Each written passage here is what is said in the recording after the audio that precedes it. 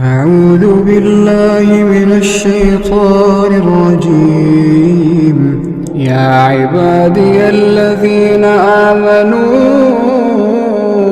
إن أرضي واسعة فإياي فاعبدون كل نفس ذائقة الموت كل نفس ذائقة الموت. عید کو صرف خوشی کا دن مان کر خوشی کی ساری حدیں پھیلان جاتے ہیں.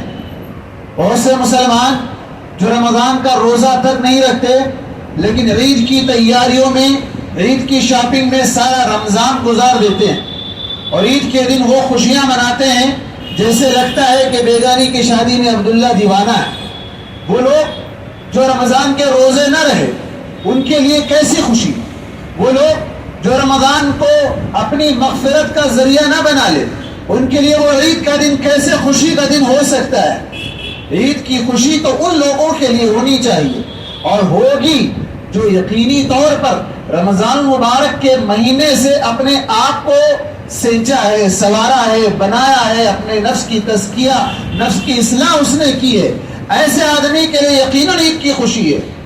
عید کی خوشی اس شخص کے لیے نہیں ہو سکتی ہے جو سارا رمضان لہو و لعب میں, کھیل کود میں, مصروفیات میں یا روزوں کو چھوڑ کر کھانے پینے میں اور وہی سارے کاروبار, وہی ساری برائیاں, وہی سارے بدعمالیاں جو غیر رمضان میں کیا کرتا تھا وہی سب کچھ رمضان میں کر رہا تھا.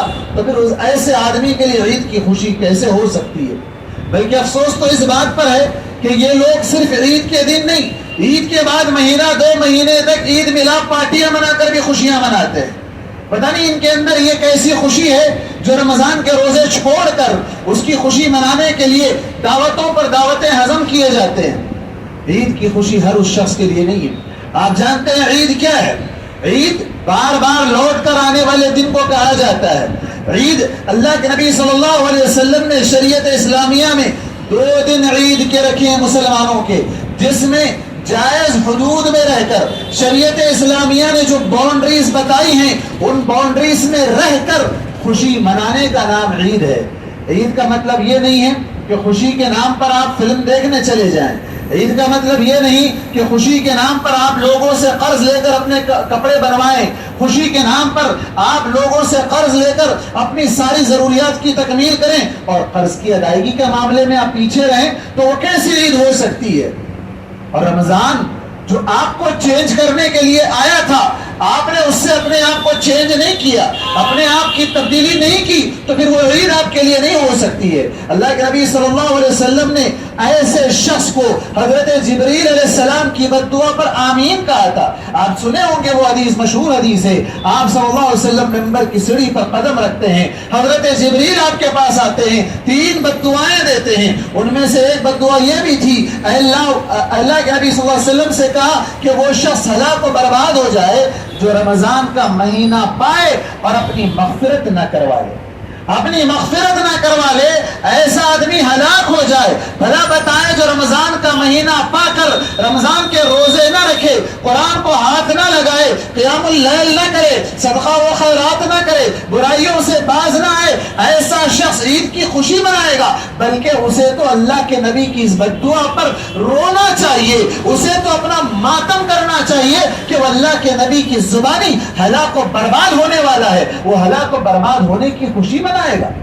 ہلاک و برباد ہونے والا کیا کوئی خوشی مناتا ہے؟ نہیں, خوشی نہیں مناتا ہے. اس کو تو ماتم کرنا چاہیے, اس کو تو رونا چاہیے, اس کو تو اپنی اصلاح کرنی چاہیے.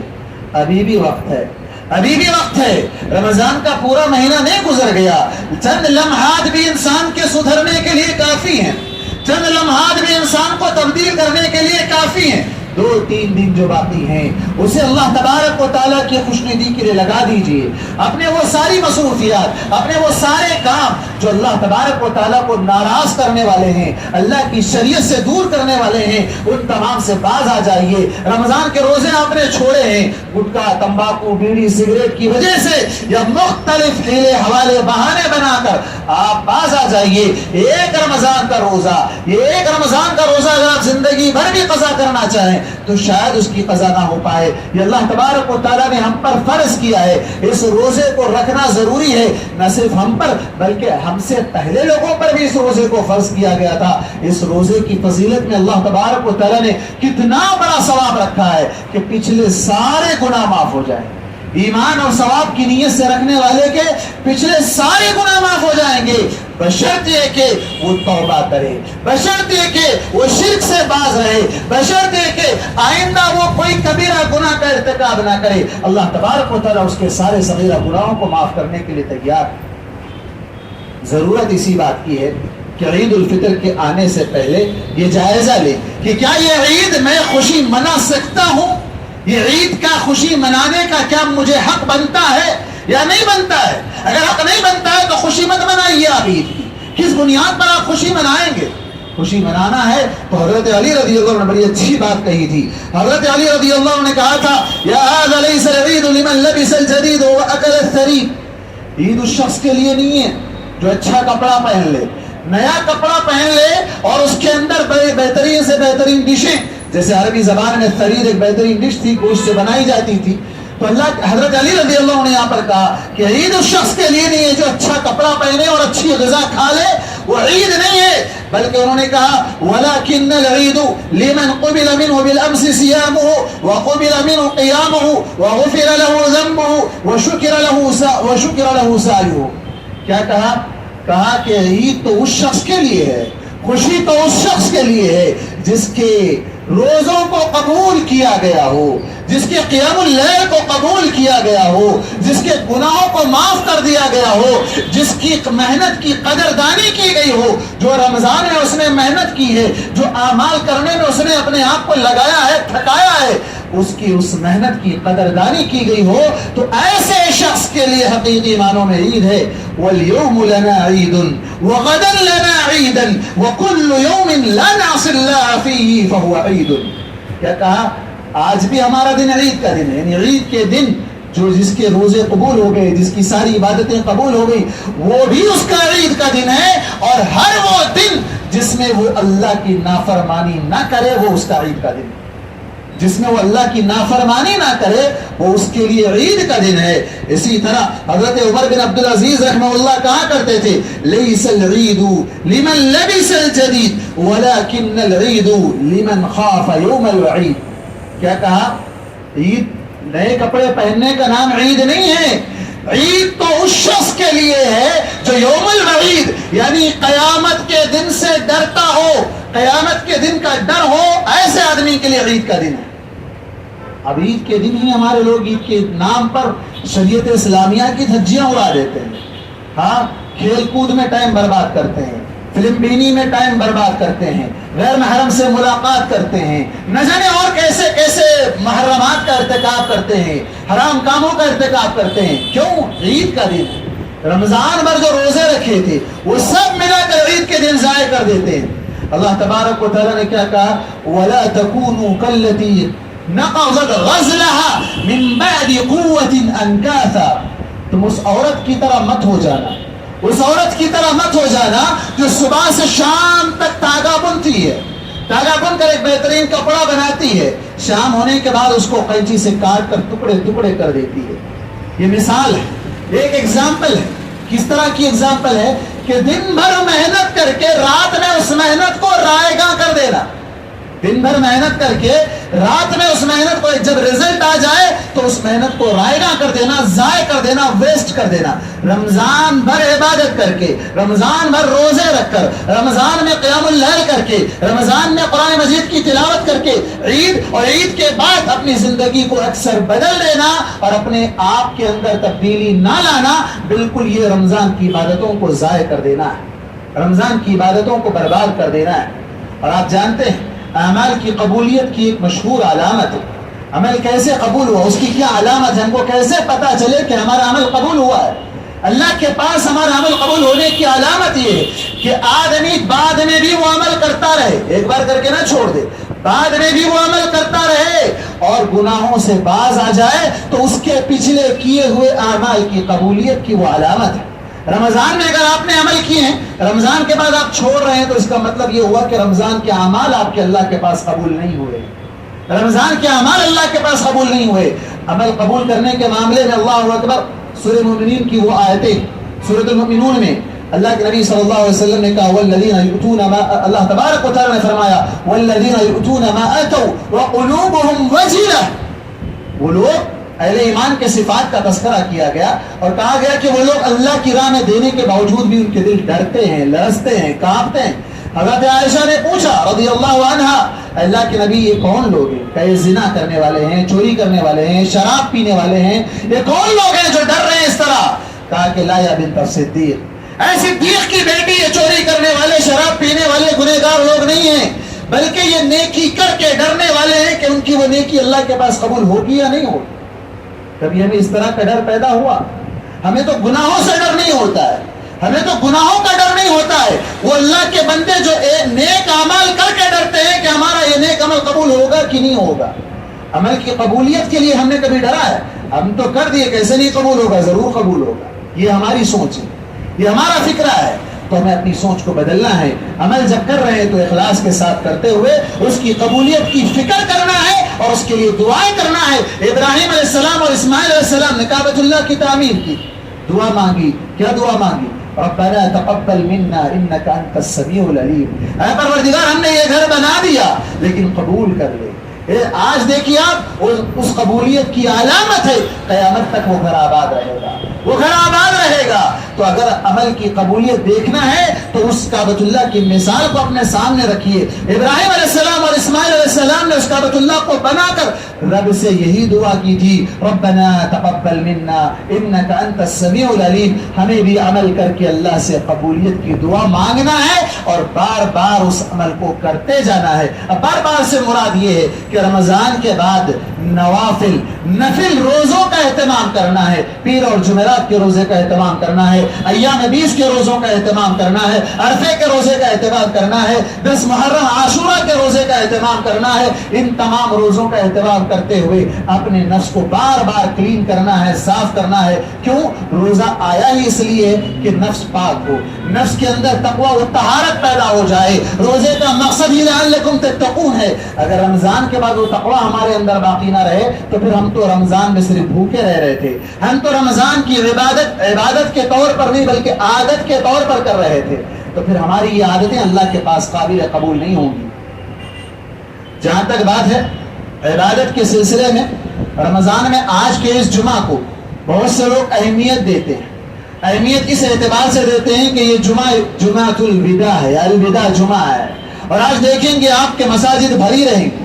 جو رمضان کے دیگر جمعہ میں نہیں آتے وہ آخری جمعہ میں آ جاتے ہیں, یہ سمجھ کر کہ یہ جمعۃ الوداع ہے, الوداع جمعہ ہے.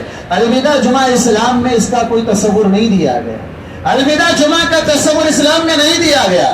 الوداع جمعہ تو وہ جمعہ ہے جو آپ کی زندگی کا آخری جمعہ ہے. الوداع روزہ تو وہ ہے جو آپ کی زندگی کا آخری روزہ ہے. الوداع نماز تو وہ ہے جو آپ کی زندگی کی آخری نماز ہے. الوداع آپ کا وہ عمل ہے جو آپ کے بعد زندگی کے آپ کا وہاں ختم ہو جائے اور اس کے بعد آپ کے پاس عمل کرنے کے لیے چانس نہ رہے. وہ آپ کی زندگی کا آخری عمل, وہ آپ کی زندگی کا آخری دن, وہ آپ کی زندگی کا آخری جمعہ جو آپ کو نصیب ہو. تو کس کو پتا ہے کہ کون سا جمعہ اس کی زندگی کا آخری جمعہ ہے؟ کس کو پتا ہے کہ کون سا عمل اس کی زندگی کا آخری عمل ہے؟ کس کو پتا ہے کہ کون سا عمل, کون سا روزہ, کون سی نماز اس کی زندگی کی آخری نماز ہے؟ بلکہ ہمیں تو یہ حکم دیا گیا, نماز پڑھو تو ایسے پڑھو جیسے زندگی کی آخری نماز پڑھ رہے ہو. اس کے بعد اب تمہیں پھر نماز پڑھنے کا موقع نہیں ملے گا, بلکہ شاید تمہاری نماز پڑھ دی جائے. تو وہ حساب سے نماز پڑھنی چاہیے, وہ حساب سے عمل کرنے چاہیے. تو یہ ہونا چاہیے کہ لوگ جو آج بنا رکھے ہیں الوداع جمعہ، اس کا اسلام میں کوئی تصور نہیں ہے. اللہ کے نبی صلی اللہ علیہ وسلم نے اس سلسلے میں کوئی حدیث نہیں بیان کی ہے، صحابہ نے کبھی اس کا تذکرہ نہیں کیا ہے. لوگوں نے اپنے طور پر یہ فرض کر لیا ہے الوداع جمعہ، اور اس کے لیے بہت سی من گھڑت باتیں، من گھڑت احادیث اپنے طور پر لوگوں نے بنا رکھی ہیں، اور اس کے لیے لوگ جمعہ کے دن اس جمعہ کو اہمیت دیتے ہیں. نہیں، بلکہ سال بھر کے جمعہ بھی اہمیت دینا ہے. جو شخص 3 جمعہ لگاتار چھوڑ دے بغیر عذر کے، بغیر کسی بیماری کے، بغیر سفر کے، بغیر کسی عذر کے 3 جمعہ لگاتار چھوڑ دے، وہ مسلمان نہیں، وہ مسلمان نہیں ہے.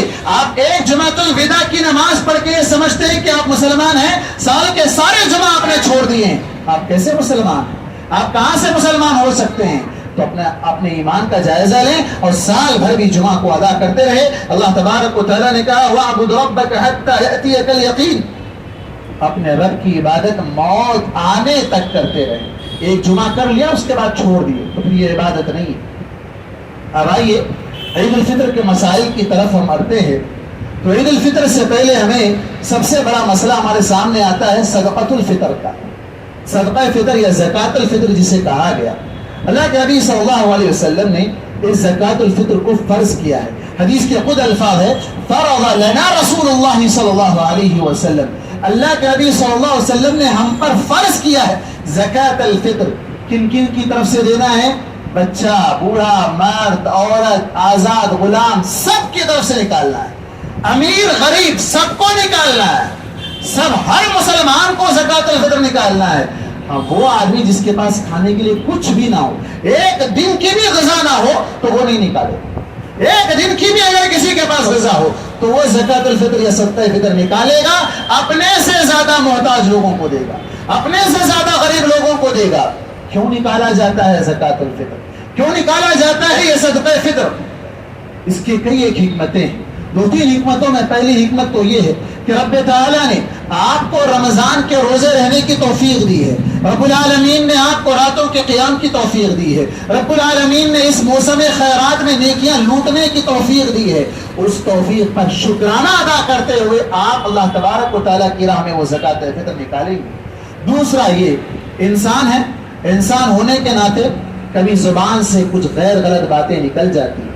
روزے میں کبھی کسی کو گالی، کبھی کسی کی غیبت، کبھی کسی کی چغلی، کبھی کوئی ایسی بات جو آپ کے روزے سے منافی ہے، ٹکرانے والی چیز ہے، روزے کے اجر میں کمی کرنے والی چیز ہے. تو ان تمام چیزوں سے پاک کرنے کے لیے صدقہ فطر کو فرض کیا گیا. اور تیسری سب سے بڑی حکمت وَطُعْمَةً لِلْمَسَاكِينَ، حدیث کے الفاظ ہے کہ مسکینوں کے لیے کھانا میسر آ جائے، کھانا میسر آ جائے. بہت سے لوگ اختلاف کرتے ہیں، بھائی سارے لوگ غلہ ہی دیں گے تو ان کے لیے کیا غلہ کافی ہے؟ انہیں کپڑے بھی چاہیے، انہیں شیر خرما بھی چاہیے، انہیں مختلف ضروریات ہیں، ان کی حاجات ہیں. ہاں اپنی جگہ ہے. سال کے 12 مہینے اللہ نے آپ کے لیے یہ دروازہ کھلا رکھا ہے. آپ جتنا دیتے دے لو، جتنا پیسہ لٹانا چاہتے ہیں لٹا لو. ایک پیسے کا ثواب 700 گنا، 700 سے بڑھ کے بھی اللہ تبارک و تعالیٰ اس کا اجر دینے والا ہے. لیکن آپ کو وہاں نظر نہیں آتا ہے. یہیں پر یاد آتا ہے کہ نہیں ہم یہاں پیسے ہی دینا چاہتے. اس طرح کی باتیں ڈالتا ہے. بالکل اسی طرح عید الاضحیٰ کے موقع پر کتنے لوگوں کے ذہنوں میں یہ بات ڈالی جاتی ہے کہ اتنے جانوروں کو قربان کرنے سے کیا فائدہ، وہ پیسہ لے جا کر ہم کسی غریب کی مدد کر دیں گے. وہاں غریب کی مدد کرتے ہیں، کتنے غریبوں کی مدد کرتے ہیں. یعنی بات پھرا کر یہ آتی ہے کہ شریعت اسلامیہ سے متنفر کر دیا جائے. شریعت میں جو کام کرنے کے لیے کہا جائے وہ کام نہ کیا جائے، وہ کام کیا جائے جس کو کرنے کا حکم نہ دیا گیا. یہاں اللہ کے نبی صلی اللہ علیہ وسلم پیمانے بتاتے ہیں کہ ہم 1 سا کھجور نکالتے تھے، 1 سا پنیر نکالا کرتے تھے، 1 سا زبیب نکالا کرتے تھے، 1 سا منقع، 1 سا کشمش ہم نکالا کرتے تھے. اور اس کو عید سے 1 دن پہلے، عید کی نماز سے پہلے ادا کرنا چاہیے. تو یہ سارے سا کا جو لفظ آتا ہے، سا کس کو کہتے ہیں؟ ایک پیمانہ ہے، ماپنے کا آلہ ہے جس میں بھرا جاتا ہے، فلپ کیا جاتا ہے اور اس کو برابر ہونے کے بعد اس کے ذریعے سے دیا جاتا ہے. پچھلے زمانے میں جو ماپنے کے آلے تھے، سیر، سوا سیر وغیرہ، وہ ماپے ہی جاتے تھے. اور آج بھی کئی چیزیں جو آج بھی ماپی جاتی ہے، آج بھی ماپی جاتی ہیں. تو بالکل اسی طرح یہ ایک پیمانہ ہے. اللہ کے نبی صلی اللہ علیہ وسلم نے اس سا کو مدینے میں جو سا تھا، آج اگر ہم اس کو ویٹ میں کنورٹ کرتے ہیں تو 2.5-3 کلو کے آس پاس ہے. 3 کلو کے آس پاس. یہ کوالٹی کے اوپر ڈیپینڈ ہوتا ہے. چاول اگر موٹا ہے गेहूं अगर मोटी है तो फिलअप होने में कम लगेगी, उसमें अंदर कम आएगा, तो उसके एतबार से वेट में भी डिफरेंस होगा, वेट भी चेंज हो जाएगा। आप ये फिक्स कर लें कि 2.5 किलो ही देना है तो ये मुनासिब नहीं है, क्योंकि क्वालिटी हर थिकनेस, चावल, गेहूं, दाल जो भी आप खा रहे हैं उसकी थिकनेस अलग अलग हो सकती है, वो फिलअप होने में डिफरेंट हो सकता है, उसी एतबार से उसका वेट भी डिफरेंट होगा। तो आप ये कर ले कि एहतियात के तौर पर मैं 3 किलो निकाल देता हूं, बढ़ के निकाल देता हूं, थोड़ा सा बढ़ के चला जाए हरज नहीं है, लेकिन कम ना हो। अच्छा, ये तो बात हो सकता है फितर की। अब अल्लाह के नबी सल्लल्लाहु अलैहि वसल्लम की इस हदीस को अगर आप देखेंगे कि बार बार आप सा का जिक्र कर रहे हैं, वह नहीं मतलब है कि उनको गल्ला ही देना है, गल्ला ही देना है। अब आप पैसा देना चाहते हैं तो इस्लाम नहीं रोकता है, इस्लाम आपको पैसा देने से नहीं रोकता है, आप गल्ला भी दें साथ में पैसा भी दें। किसने रोका है आपको पैसा देने से? वो तो साल के 12 महीने आपके लिए अलाउड है, आप पैसा दें, सदका दें, पैसा आप देना भाई अल्लाह के राह में, कोई नहीं रोकता है आपको। हाँ, याद रखें ये सुन्नत है, सुन्नत के मुताबिक अल्लाह के नबी ने अपने सहाबा को जो दर्स दिया था उसी मुताबिक सहाबा ने अमल किया, खुलफाए राशिदीन ने अमल किया। लेकिन किसी ने ये सवाल अल्लाह के नबी से नहीं किया था, अल्लाह के नबी हम सब गल्ला देंगे तो उसके पास ढिगार लग जाएगी गल्ले की, उसकी दीगर जरूरियात है, किसी ने नहीं कहा, बल्कि वो ऐसे ही वो दीगर सवाब के लिए नफिल सदक़ात किया करते थे। कुरान मजीद में अल्लाह तबारक व तआला ने कहा, इन्नल्लाह यअमुरु बिल अदली वल इहसान व ईताई ज़िल कुर्बा व यनहा अनिल फहशाई वल मुनकर। अल्लाह ताला हुक्म देता है इंसाफ करने का और एहसान करने का। यहाँ बाद मुफस्सिरीन ने कहा इंसाफ का मतलब ये है कि आप जो गल्ला दे रहे हैं ज़कात अल फित्र, ये इंसाफ है, अल्लाह के नबी की सुन्नत के मुताबिक आप कर रहे हैं। और एहसान का मतलब ये है कि आप एक्स्ट्रा जो पैसा देना चाहते हैं वो एहसान है। आप इंसाफ से भी काम लीजिए, एहसान करना चाहते हैं तो मजीद आगे बढ़कर एहसान भी करिए, अल्लाह ताला एहसान करने वालों के अजर को ज़ाय नहीं करता है। और इसी तरह याद रहे कि इसके 2 औकात हैं, ज़कात अल फित्र देने के 2 औकात, एक ये जायज़ वक्त है और एक अफजल वक्त है।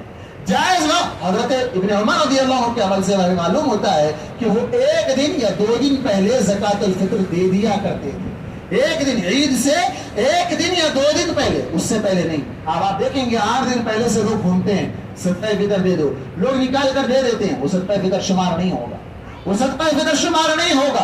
सहाबा के अमल से सबूत मिलता है कि 1 दिन पहले या 2 दिन पहले आप उसको ज़कात फितर निकाल सकते हैं। और अफजलियत की अगर बात की जाए, अफजल वक्त की अगर बात की जाए तो ईद का चांद नजर आने के बाद से लेकर ईद उल फितर की नमाज अदा करने से पहले तक, ईद उल फितर की नमाज अदा करने से पहले तक है।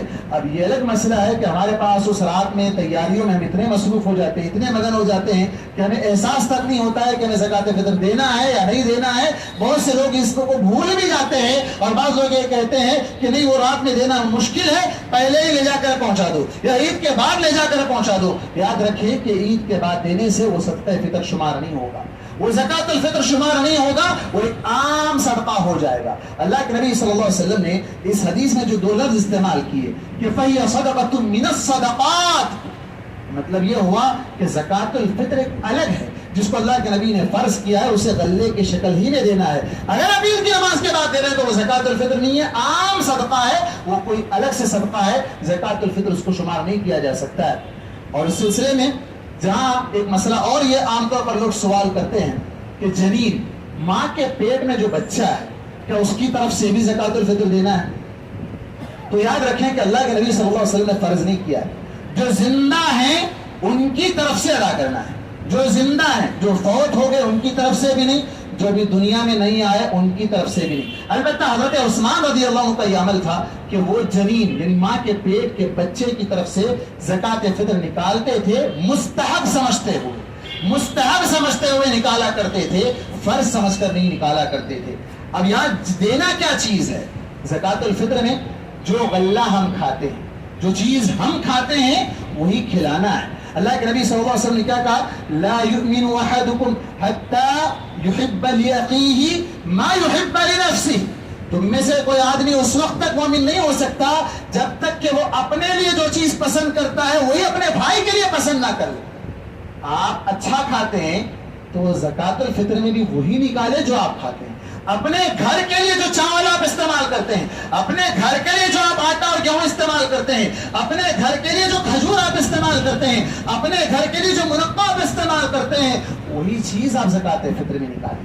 یہ نہیں کہ وہ غریب ہے اس کو اتنا اچھی کوالٹی کا دینے سے کیا فائدہ ہے, ایک ہم جتنا کھاتے ہیں اس میں 5 زکات فطر نکل جائیں گے, تو یہ غلط سوچ ہے, یہ صحیح سوچ نہیں ہے, اور یہ بالکل ناانصافی کا معاملہ ہے. اور ایمان کا تقاضا ایسا نہیں ہے کہ آپ اپنے لیے الگ اور دوسروں کے لیے الگ سوچیں. اور بنیادی چیز غذا جو ہم کھاتے ہیں وہی دینا ہے. بہت سے لوگ کیا کرتے ہیں, شیر خورما کا سیٹ بنا کر اسے زکات الفطر کے طور پر دیتے ہیں. شیر خورما بنیادی غذا نہیں ہے, شیر خورما یہ بنیادی غذا نہیں ہے, اور عید کا کوئی اسپیشل ڈش نہیں ہے کہ ساری دنیا کے اندر شیر خورما ہی بنتا ہو. اور ہمارے ملک میں, ہمارے شہر میں کئی طرح کے میٹھے بنتے ہیں, کئی طرح کی چیزیں بنتی ہیں, ایک نہیں کئی چیزیں بنتی ہیں, بلکہ بسا اوقات ایک ہی گھر میں کئی میٹھے بن جاتے ہیں. یہ تو ایکسٹرا چیز ہے, یہ تو ایکسٹرا چیز ہے, بنیادی غذا نہیں ہے, یہ پیٹ بھرنے والی چیز نہیں ہے. حدیث میں جو ہمیں الفاظ ملتے ہیں وہ غذا جو پیٹ بھرنے کا کام دے, وہ اسٹیم فوڈ جو بنیادی طور پر انسان کی جسم کو طاقت پہنچائے, اس کی پیٹ کی ہڈی کو سدھار کر رکھے, وہ غذا ہمیں دینا ہے. سنیاں پیٹ کی ہڈی کو سنبھالنے کا کام نہیں دے سکتا ہے. تو بہت سے لوگ اس طرح کی چیزیں کرتے ہیں, انہیں سوچنا چاہیے کہ یہ چیزیں زکات الفطر میں نہیں دی جا سکتی, یہ عام صدقات میں دے سکتے ہیں, لیکن زکات الفطر کے طور پر مسنون جو طریقہ ہے اس طریقے کے حساب سے بنیادی غذا ہی زکات الفطر میں دینی ہے. اور جو شخص زکات الفطر کو پہلے دینا چاہتا ہے, یا کسی ایسے ادارے کو یا کسی مسجد کو, تو وہ جان لے کہ مسجد یا مدرسہ یا ادارہ زکات الفطر کا مستحق نہیں ہے. زکات الفطر کا حق ان کو نہیں دیا گیا ہے. ہاں, یہ لوگ اگر لے کر تقسیم کرتے ہیں, آپ کو پتا نہیں ہے کتنے ایسے لوگ ہیں جن کو غریب لوگوں کا پتا نہیں.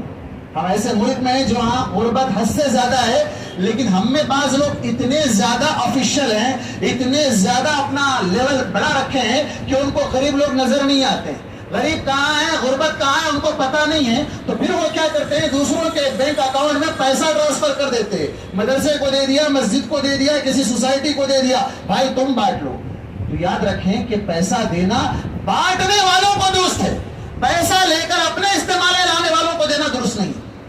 پیسہ لے کر جو زکات فطر یا یقیناً وہ حصے بناتے ہوں اور اس کو پیکٹ میں پیک کر کے لے جا کر ڈور پر پہنچاتے ہوں, تو پھر ایسے لوگوں کو زکات فطر کے پیسے فطرانے کے طور پر دے سکتے ہیں, وہ رقم کے طور پر نہیں دے سکتے. آپ انہیں یہ کہیں گے کہ آپ ہماری طرف سے فطرہ نکال کر دیں گے, بلکہ بہتر یہ ہے کہ جو آپ اپنے گھر میں کھاتے ہیں وہی صدقہ فطر وہاں پہنچائیں. عید کے دن کے مسائل بھی ہیں. عید الفطر کا دن جب آتا ہے تو ہر ایک کے لیے, ہر ایک کے چہرے پر خوشی آ جاتی ہے. اچھی بات ہے, جیسے میں نے کہا کہ جو لوگ رمضان کی عبادتوں میں اپنا وقت گزارے ہیں ان کے لیے عید کا دن یقیناً خوشی کا دن ہوگا. جس طرح افطار کا وقت خوشی کا وقت ہے, اسی طرح عید کا دن بھی خوشی کا وقت ہے. اللہ تبارک و تعالیٰ نے, اللہ کے نبی صلی اللہ علیہ وسلم نے جو کہا کہ بندے کو 2 خوشیاں ملتی ہے, ایک افطار کے وقت اور ایک رب العالمین سے دیدار کے وقت, رب العالمین کو دیکھنے کے وقت. تو یہ 30 رمضان کا افطار عید کا دن ہے. 30 رمضان پورے رمضان بھر روزہ رکھے, اب اس کے بعد اس کو روزہ نہیں رکھنا ہے, تو وہاں سے اس کے لیے وہ خوشی کا دن ہے. تو وہ خوشی کا دن یقیناً خوش ہونا چاہیے, لیکن کچھ اس کے آداب ہیں, کچھ مستحبات ہیں, اس پر عمل کرتے ہوئے وہ عید منائے تو یقیناً اس کی عید اچھی ہوگی, شریعت کے مطابق بھی ہوگی. عید کے لیے سب سے پہلی چیز یہ ہے کہ فجر کی نماز نہ چھوڑیں, فجر کی نماز نہ چھوڑیں. بہت سے لوگ نہانے دھونے تیار ہونے میں فجر کی نماز چھوڑ دیتے ہیں, مسجد کو نہیں آتے ہیں. آپ دیکھ لیں عید کے دن فجر کی نماز کا کیا حال ہوتا ہے, مسجدیں ویران رہتی ہیں. 2-4 لوگ جو پہلے سے گھر میں تیار ہو گئے, اچھے کپڑے پہن لیے, وہی پہنچ جاتے ہیں. ایسا نہیں ہے کہ آپ فجر کی نماز کو اچھے کپڑے پہن کر ہی آئے, آپ نارمل لباس میں بھی آ سکتے ہیں جو روزانہ پہنتے ہیں. عید کا لباس پہن کر ہی مسجد آنا ضروری نہیں ہے. ہاں, ہونا تو یہ چاہیے کہ آپ آ جائیں, مسجد ہی میں بیٹھ جائیں, پھر عید کی نماز کے وقت عیدگاہ چلے جائیں, یہ بہت اچھی بات ہے. لیکن بہت سے لوگ اس میں کوتاہی برتتے ہیں. ہاں, یہاں ایک اور مسئلہ یہ ہے کہ بعض لوگوں نے من گھڑت روایات کا سہارا لیتے ہوئے یہ کہا کہ عید کی رات میں, یعنی چاند رات میں عبادت کرنے سے بہت بڑا ثواب ملتا ہے. کتنے سال کے روزوں کا ثواب ملتا ہے, کتنے سال کے حج کا ثواب ملتا ہے, اپنے طور پر بنا رکھا ہے. یاد رکھیں, اس طرح کی کوئی حدیث نہیں ہے, اس طرح کا کوئی عمل اللہ کے نبی صلی اللہ علیہ وسلم اور صحابہ اکرام سے ثابت نہیں ہے. چاند رات کی عبادت, چاند رات, رمضان بھر تہجد نہیں پڑھا, رمضان بھر قیام اللیل نہیں کیا, چاند رات میں آخر وقت میں جو عبادت کر جس کی مشروعیت نہیں ہے، جس کو حکم نہیں دیا گیا. یہی ہمارے مسلمانوں کی کمی ہے کہ جہاں حکم دیا گیا وہاں نہیں کرتے، جہاں حکم نہیں دیا گیا وہاں کرتے ہیں. جو نہیں کرنا ہے وہ کرتے ہیں، جو کرنا ہے وہ نہیں کرتے ہیں. تو چاند رات کی عبادت کا تصور نہیں ہے. فجر کی نماز با جماعت ادا کریں اور اس کے بعد غسل کرنا یہ مسنون ہے، مستحب ہے. اور خوشبو لگانا، اچھے کپڑے پہننا، اللہ نے اگر آپ کو میسر کیے ہیں تو عمدہ کپڑے پہننا ہے. لیکن یاد رکھیں کہ عمدہ کپڑے پہن کر فخر و غرور میں مبتلا نہیں ہونا ہے. عید کے دن بہت سے لوگ اچھے کپڑے پہن کر اترا کر چلتے ہیں، اکڑ کر چلتے ہیں، غرور و فقر میں مبتلا ہو جاتے ہیں. ولا تصغر خدك للناس ولا تمشي في الارض مرحا. لوگوں سے اپنے چہرے کو پھیر کر نہ چلو، لوگوں کو اپنے چہرے کو پھیر کر نہ چلو، زمین میں اتراتے ہوئے تکبر سے نہ چلو. اللہ کے نبی صلی اللہ علیہ وسلم نے کیا کہا؟ ایک شخص اچھے کپڑے پہن کر بالوں کو سنوار کر سنوار کر نکلا اور پھر وہ اترا کر چل رہا تھا، اللہ نے اس کو زمین میں دھسا دیا، وہ قیامت تک دھستا ہی رہے گا. تو ایسی حرکت اللہ کو پسند نہیں ہے. إِنَّكَ لَن تَخْرِقَ الْأَرْضَ وَلَن تَبْلُغَ الْجِبَالَ طُولًا. قرآن میں کہا گیا کہ اترا کر چل کر نہ تم زمین کو پھاڑو گے نہ پہاڑوں کی بلندی پر پہنچ سکو گے. تو پھر ایسے اترا کر نہیں چلنا چاہیے. اتنے لوگ ہیں جنہیں کپڑا میسر نہیں ہے، جنہیں عمدہ لباس میسر نہیں ہے، ایسے لوگوں کا خیال کرنا چاہیے. ایسے لوگوں کو کپڑے دلانا یا ان کے کپڑوں کا اہتمام کرنا چاہیے. یا پھر اگر آپ نے اچھے کپڑے پہنے ہیں تو اپنے سے کم تر لوگوں کو حقیر نہیں سمجھنا چاہیے، اپنے سے کم تر لوگوں کو حقیر نہیں سمجھنا چاہیے. اور اسی طرح جب نکلیں تو گھر سے نکلنے سے پہلے عدد میں آڈ نمبرز میں 1 3 5 7 9 اس تعداد کے ساتھ کھجور کا استعمال کر سکتے ہیں. اب یہاں بعض لوگ کیا کہتے ہیں یہ بھی دیکھیں آپ، رمضان بھر روزہ نہیں رکھتا ہے، کم وقت عید کا دن روزہ رکھتا ہے، کہتا ہے کہ نہیں عید کی نماز تک کے لیے روزہ ہے، فجر سے لے کے عید کی نماز تک کرو. یہ کوئی روزہ ہے؟ روزہ کب شروع ہوتا ہے؟ فجر کی نماز سے شروع ہو کر مغرب کے وقت میں ختم ہوتا ہے. عید کی نماز پہ کوئی روزہ ختم نہیں ہوتا، 2-2.5 گھنٹے کا کوئی روزہ نہیں ہوتا ہے. یہاں پر بھی لوگوں نے اپنی طرف سے بنا لیا ہے یہ روزہ نہیں ہے. عید کے دن روزہ رکھنا حرام ہے. اللہ کے نبی صلی اللہ علیہ وسلم نے عید کے دن روزہ رکھنے کو حرام قرار دیا. کوئی شخص اگر یہ کہے کہ میں آج روزہ رکھنا چاہتا ہوں تو وہ حرام ہے، اس پر روزہ رکھنا ہی حرام ہے. اس کو ثواب نہیں بلکہ الٹا عذاب ہوگا اس پر. تو عید کے دن کوئی روزہ نہیں ہے. ہاں اللہ کے نبی صلی اللہ علیہ وسلم عید الفطر میں عدد میں کھجور کھا کر نکلا کرتے تھے اور عید الاضحیٰ میں گوشت سے افطار نہیں کرتے تھے. ہمارے لوگوں میں یہ بات مشہور ہے کہ قربانی کے گوشت سے افطار کرنا، افطار نہیں ہے، قربانی کے گوشت سے ناشتہ کرنا ہے. افطار نہیں ہے، وہ بھی مسنون ہے، فرض اور ضروری نہیں ہے. اگر آپ دیکھیں گے آج تو حالات ایسے ہو گئے کہ عید الاضحیٰ کے دن بسا اوقات 3 بجے تک گوشت گھر تک نہیں پہنچتا ہے، مغرب تک بھی گوشت گھر تک نہیں پہنچتا ہے. تب تک آپ کیا کریں گے؟ بھوکے رہیں گے؟ کیسے بھوکے رہیں گے؟ تو یہ لوگوں نے اپنے طور پر بنا لیا ہے، اس کا اسلام میں کوئی ثبوت نہیں ملتا ہے. عید الفطر میں عدد میں کھجور کھا کر نکلنا چاہیے. اور نکلتے وقت اور بالخصوص جیسے بعض صحابہ نے کہا کہ تکبیرات کا اہتمام عید کے چاند نظر آنے کے بعد ہی سے شروع کرنا چاہیے اور عیدگاہ پہنچنے تک تکبیرات پڑھتے رہنا چاہیے. اللہ اکبر اللہ اکبر لا الہ الا اللہ واللہ اکبر اللہ اکبر وللہ الحمد. یہ تکبیرات کو بازار میں حضرت ابن عمر نکلا کرتے تھے، حضرت ابن عمر تکبیرات پڑھتے تھے، ان کے ساتھ سارے بازار والے مل کر بھی تکبیرات پڑھا کرتے تھے. تو تکبیرات کا اہتمام کرنا چاہیے. کیوں تکبیرات کا اہتمام کرنا چاہیے؟ جس قرآن کی آیت میں اللہ تبارک و تعالیٰ نے رمضان کے روزے کی فرضیت سے متعلق بات کہی، وہی آخر میں اللہ نے کہا وَلِتُكْمِلُوا الْعِدَّةَ وَلِتُكَبِّرُوا اللَّهَ عَلَى مَا هَدَاكُمْ. یہ عدت جو تم نے مکمل کی ہے، 30 روزے یا 29 روزے جو تم نے رکھ لیے ہیں، اس پر اللہ کا شکر بجا لاؤ. اور اللہ نے جو تم کو ہدایت دی ہے ان ایام میں عبادت کرنے کی، اس پر اللہ کی بڑائی بیان کرو، اللہ کی تکبیرات کو بلند کیا کرو. تو تکبیرات کو بلند کرنا چاہیے. اور خواتین تکبیرات اس انداز سے نہیں پڑھنا چاہیے کہ ان کی آواز باہر چلی جائے یا دوسروں تک پہنچ جائے. تکبیرات کے اہتمام میں خواتین کو نرم آواز کا اہتمام کرنا چاہیے. عیدگاہ جاتے وقت پڑھنا چاہیے، آتے وقت پڑھنے کی ضرورت نہیں ہے. اور یاد رہیں کہ عیدگاہ جاتے وقت ایک راستے سے جانا اور دوسرے راستے سے آنا سنت ہے، مسنون ہے. اللہ کے نبی صلی اللہ علیہ وسلم نے اس کی حکمت یہ بتائی تھی کہ کفار پر روب دبدبا ایک بھاگ بیٹھ جائے مسلمانوں کا. تو آج اگر کوئی شخص اگر اس کا اہتمام کرتا ہے تو اس پر سنت کے مطابق عمل کرنے کے حساب سے اسے اجر بھی ملے گا. اگر کوئی بھول جاتا ہے یا یہ کہ حالات ایسے بن جاتے ہیں کہ اسے دوسرا راستہ اختیار کرنے کے لیے موقع میسر نہیں آتا ہے تو غلط کام نہیں ہے، پھر وہ اسی راستے سے واپس آ بھی سکتا ہے، کوئی گناہ کا کام نہیں ہے. افضل یہ ہے کہ وہ راستے کو بدل کر جائے، راستے کو بدل کر آئے. اور اسی طرح یاد رہے کہ نماز عید سے پہلے کوئی نماز نہیں ہے، کوئی بھی نماز نہیں ہے. وہاں جا کر آپ دیکھیں گے کہ عیدگاہ میں لوگ جا کر ہم اشراق کی نماز پڑھ رہے ہیں. سال بھر کبھی اشراق کے ٹائم پہ نہیں اٹھتے، عید کے دن جا کر اشراق کی نماز پڑھنا چاہتے ہیں. اشراق کیا ہے نہیں معلوم ہے، عید کے دن جا کر وہاں پڑھتے ہیں. بعض لوگ کیا کہتے ہیں تحیت المسجد. تحیت المسجد کہاں ہے؟ عید کے دن نہیں ہے. اگر عید کی نماز مسجد میں ادا کی جائے بارش یا کسی اور حالات کی وجہ سے تو ایسی صورت میں اگر کوئی آدمی آتا ہے تو وہ الگ مسئلہ ہے. لیکن یہاں عیدگاہ میں جا کر کوئی نماز عید کی نماز سے پہلے نہیں ہے. اور اسی طرح عید کی نماز کے لیے نہ اذان ہے نہ اقامت ہے، نہ اذان ہے نہ اقامت ہے. عید کی نماز پہلے ہوگی، خطبہ بعد میں ہوگا. عید کی نماز پہلے ہوگی، خطبہ بعد میں ہوگا. لوگوں نے اس کو بھی الٹا دیا ہے، لوگوں نے اس کو بھی الٹا دیا ہے. پہلے خطبہ بعد میں عید کر رہے ہیں جیسے جمعہ میں ہو رہا ہے. لیکن ایسا نہیں ہے، عید کا معاملہ الگ ہے. عید میں پہلے نماز ہوگی، بعد میں خطبہ ہوگا. نماز کا طریقہ یہ ہے کہ 2 رکعت نماز ادا کی جائے گی. پہلی رکعت میں تکبیر تحریمہ کے علاوہ اللہ اکبر جو تکبیر تحریمہ ہے، اس تکبیر تحریمہ کے بعد زائد ایکسٹرا 7 تکبیرات کہی جائے گی.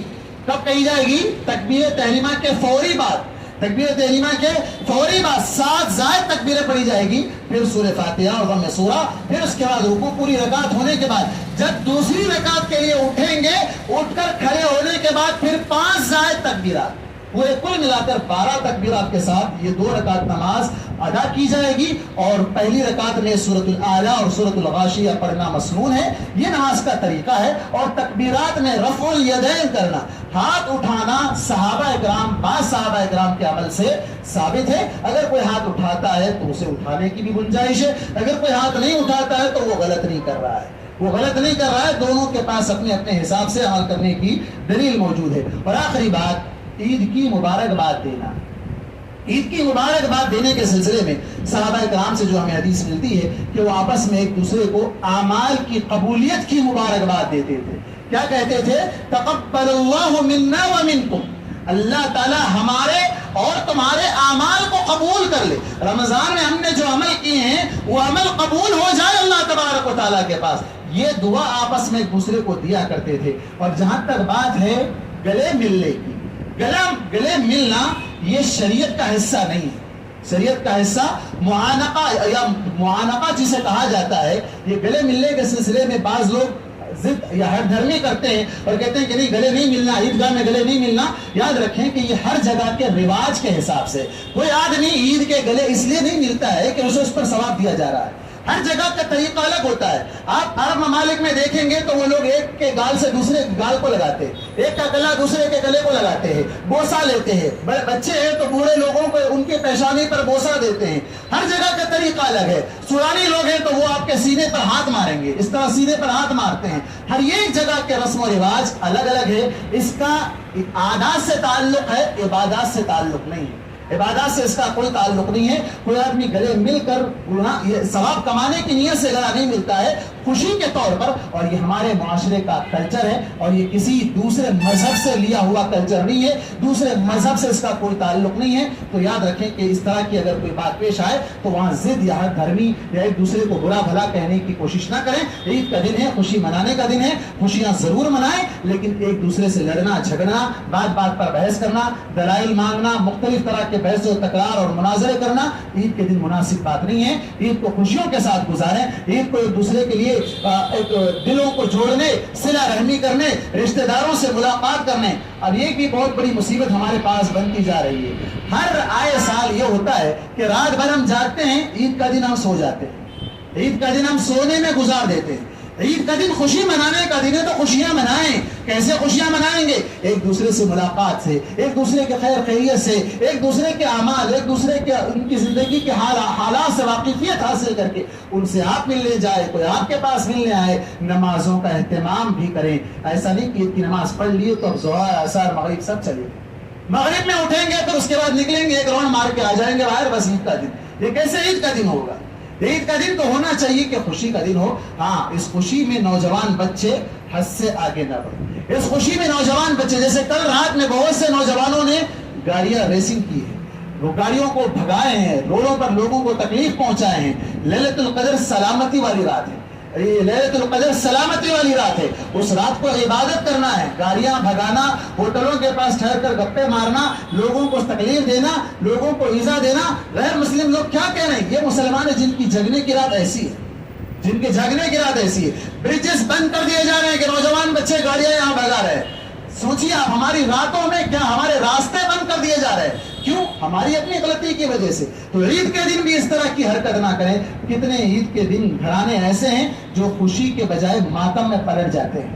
بچوں کی غلطیوں اور نادانیوں کی وجہ سے بچے حادثات کا شکار ہو جاتے ہیں, ایکسیڈنٹ ہو جاتا ہے, یا گھر میں کسی کا جنازہ نکل پڑتا ہے تو پھر وہ گھر خوشی کے بجائے ماتم کدا بن جاتا ہے. تو اس بات کا خیال رکھیں. اور آخری بات, عبادت سال بھر کریں. آپ رمضان کے مسلمان نہیں ہیں, آپ عید کے مسلمان نہیں ہیں, آپ مرتے دم تک مسلمان ہیں. اللہ تبارک و تعالیٰ نے کہا وَلَا تَمُوتُنَّ إِلَّا وَأَنْتُمْ مُسْلِمُونَ. موت اس حال میں آنا چاہیے کہ تم ایمان پر تمہاری موت آئے. اللہ تبارک و تعالیٰ سے دعا ہے کہ اللہ تبارک و تعالیٰ مجھ کہنے والے کو اور آپ تمام سننے والوں کو کہنے اور سننے سے زیادہ عمل کی توفیق عطا فرمائے. ہماری رمضان کی ٹوٹی پھوٹی عبادتوں کو اللہ تبارک و تعالیٰ شرف قبولیت سے نوازے. باقی جو ایام ہمارے پاس رہ گئے ہیں ان کی قدر کرنے, ان میں خوب نیک اعمال کرنے کی توفیق عطا فرمائے. جو اب تک غلطیاں, کوتاہیاں, لاپرواہیاں ہو گئی ہیں, اللہ تبارک و تعالیٰ ہمیں اپنی اصلاح کرنے کی توفیق عطا فرمائے. ہمیں جو لوگ بیمار ہیں اللہ تعالیٰ انہیں صحت کاملہ, شفا عاجلہ عطا فرمائے. آخری بات ایک اور رہ گئی تھی, عید کے دن خواتین کو عیدگاہ لے جانا. عید کے دن خواتین کو عیدگاہ لے جانا. ہمارے ہی علاقے میں آپ جانتے ہیں کامیڈی ملا ہے جو لوگوں کو یہ کہتا ہے کہ کیسے خواتین عیدگاہ جائیں گے, کیسے خواتین مسجد کو جائیں گے, اور اگر حدیث کی بات کی جائے تو الٹا وہ حدیث رسول کا مذاق اڑاتا ہے. حدیث رسول کا مذاق اڑاتا ہے. اللہ اکبر, قل اباللہ وآیاتہ ورسولہ کنتم تستہزئون. اللہ نے کہا کیا تم اللہ کا مذاق اڑا رہے ہو, اللہ کی آیتوں کا, اللہ کے رسول کا مذاق اڑا رہے ہو؟ تم ایمان لانے کے بعد کافر ہو گئے. یہ ایمان والے لوگ نہیں ہیں, آستین کے ساتھ ہیں جو مسلمانوں کو اللہ کے نبی کے طریقے سے پھیر رہے ہیں, اپنی کامیڈی کے ذریعے سے, ہنسی مذاق کے ذریعے سے اللہ کے نبی کی احادیث کی دھجیاں اڑا رہے ہیں, اور لوگ اس پر نعرے تکبیر بلند کر رہے ہیں. اللہ کے نبی صلی اللہ علیہ وسلم امہات المؤمنین اور صحابیات کو جو حکم دیا کرتے تھے کہ دوپٹہ اگر کسی عورت کے پاس نہیں ہے تو جس کے پاس ہے وہ عورت اپنے دوپٹے میں اس بے دوپٹے والی عورت کو ساتھ عیدگاہ لے آئے. حیض والی عورت ہے, ناپاک ہے, وہ عیدگاہ آئے گی, وہاں بیٹھے گی, خطبہ سنے گی, اور اس دعا میں مومنوں کے لیے جو دعا کی جاتی ہے اس دعا میں وہ شریک رہے گی. تو اللہ کے نبی صلی اللہ علیہ وسلم کی واضح احادیث ہے. اب یہ وہ لوگ ہیں جو اللہ کے رسول کو نہیں مانتے, اللہ کے رسول کو نہیں مانتے ہیں, اللہ کے رسول کی محبت کا دعویٰ تو کرتے ہیں لیکن اللہ کے رسول صلی اللہ علیہ وسلم کی احادیث کا مذاق اڑاتے ہیں. ایسے لوگوں سے بچیں. ایسے لوگ دین کے ڈاکو ہیں جو دین پر حملہ کر رہے ہیں, دین اسلام کو بدلنے کی کوشش کر رہے ہیں. اللہ تبارک و تعالیٰ تمام مسلمانوں کو دین کی صحیح سمجھ عطا فرمائے.